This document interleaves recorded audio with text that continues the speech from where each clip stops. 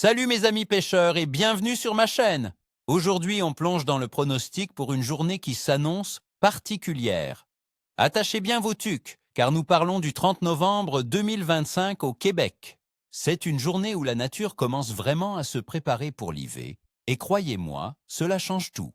Je vais vous donner tous les détails sur la météo, la température de l'eau, la phase lunaire et surtout, comment les poissons vont réagir. On va voir ensemble comment déjouer les défis de cette fin d'automne et transformer une journée potentiellement difficile en une sortie mémorable. Restez branchés, car j'ai quelques astuces qui pourraient bien vous surprendre. Pour le doré jaune, mes amis, visez les structures profondes, les cassures, les pointes rocheuses, ou même les anciens lits de rivière dans les lacs. Pensez à des profondeurs de 4 à 8 mètres. L'eau y est plus stable et la nourriture, souvent des petits poissons, s'y réfugie. Pour les leurres, privilégiez les gigues avec de petits shades ou des vers souples montés lentement. Un poisson nageur à bavette longue, traîné doucement près du fond, peut aussi faire des merveilles. L'animation lente est la clé, le métabolisme du doré étant ralenti par le froid. Le grand brochet, notre redoutable prédateur, reste actif même par temps froid. Il est en mode chasse aux provisions avant le gel complet. Cherchez-le dans les zones où il reste encore des herbiers, le long des bordures de roseaux ou près des structures immergées comme des arbres tombés. Ces zones offrent à la fois des abris et des postes d'embuscade pour ses proies. Les profondeurs de 3 à 6 mètres sont souvent productives. Pour l'équipement, un bon ensemble spinning avec une canne d'action moyenne lourde est idéal. Côté leurre, optez pour de gros leurres souples imitant des poissons affaiblis, des swimbaits ou des jerkbaits de 12 à 20 cm, animés très lentement avec de longues pauses.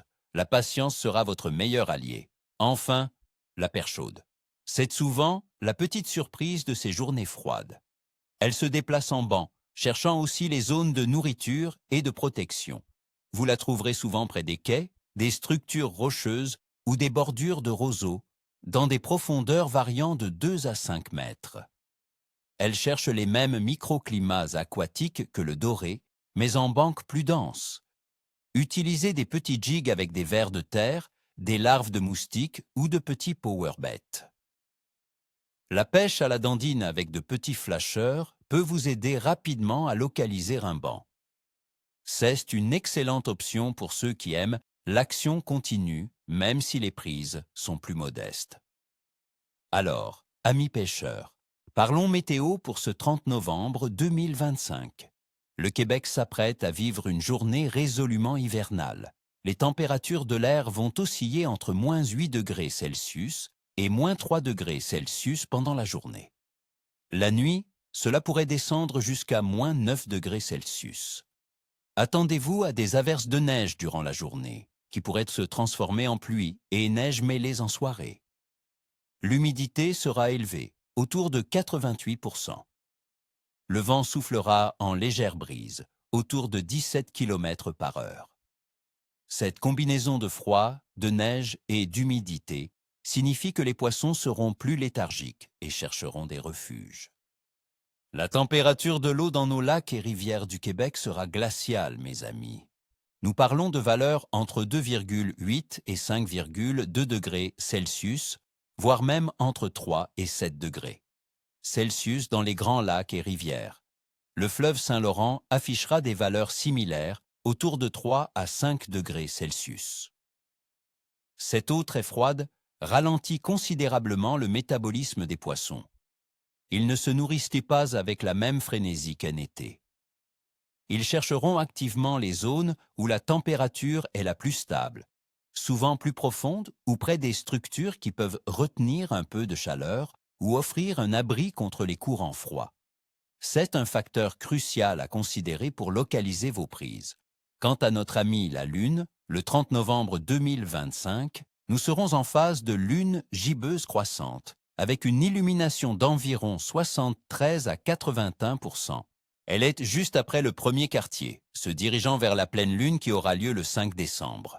Traditionnellement, Beaucoup de pêcheurs croient que la phase gibbeuse croissante est une période favorable, avec une activité accrue des poissons.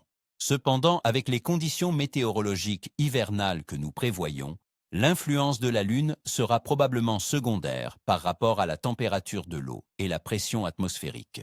Mais bon, une petite touche de mystère lunaire ne fait jamais de mal, n'est-ce pas? En résumé, l'activité générale des poissons ce 30 novembre sera capricieuse. Les conditions hivernales imminentes ralentissent leur métabolisme. Les poissons ne seront pas en mode frénésie, mais ils devront se nourrir. Le froid, la neige et la stabilité des zones profondes seront les facteurs déterminants. Les poissons seront moins dispersés et plus concentrés dans des zones spécifiques. Ce n'est pas une journée pour la pêche facile, mais une journée pour les pêcheurs avertis qui savent lire l'eau et les conditions. Le vent léger pourrait être un petit plus, mais la baisse générale des températures et les précipitations neigeuses rendront la tâche ardue. La clé sera la persévérance et l'adaptation à des animations très lentes et des présentations discrètes. Voilà, mes amis, mon pronostic détaillé pour le 30 novembre 2025 au Québec. Ce sera une journée de défis, mais aussi de belles opportunités pour ceux qui s'adaptent. Je vous souhaite à tous une excellente sortie, une bonne pêche et de belles prises. N'oubliez pas de vous abonner à la chaîne si ce n'est pas déjà fait, de laisser un gros pouce bleu si vous avez aimé cette analyse et surtout, dites-moi en commentaire quelles sont vos astuces pour la pêche par temps froid. Quelles espèces visez-vous en cette fin de novembre? Partagez vos expériences, c'est comme ça qu'on apprend tous ensemble. À très bientôt pour une nouvelle aventure.